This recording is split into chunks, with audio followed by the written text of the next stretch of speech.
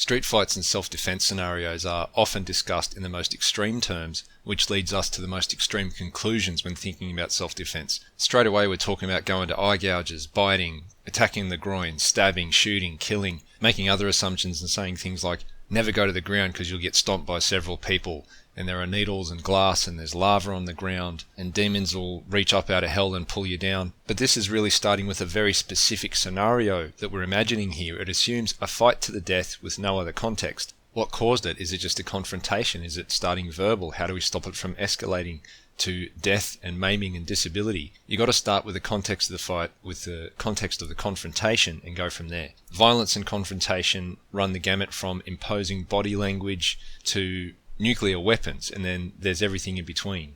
When we're put in a position where we need to defend ourselves, the laws in most places expect that you will use a proportionate level of force, and only when you need to, not the most extreme level of force available to you in every circumstance. So we need to think about this with nuance.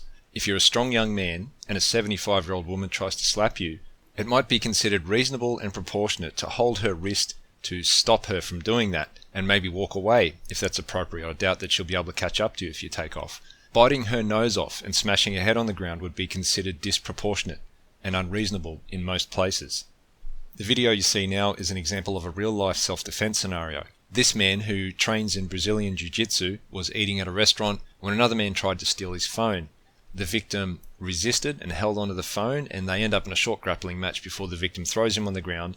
And that's basically it. That's where it stops. The offender gives up, just walks away, because he understands that he's completely outmatched. It's patently ridiculous to say that you should never grapple in a street fight and never take someone to the ground. The situation dictates what tools are appropriate, what behaviour is appropriate. You can't decide in advance exactly how things are going to play out, what is necessary and what you should do. You have to respond to what's in front of you. There are times when killing someone would be considered reasonable and proportionate and necessary and lawful. In many places, the local laws permit citizens' arrest, so he might have had the option to hold this person, to detain him until police got there, but he didn't, and that's his choice. Probably could have also considered checking that person for weapons, and once the offender left the shop, I'd want to leave the shop as well, just in case he comes back with a weapon of his own.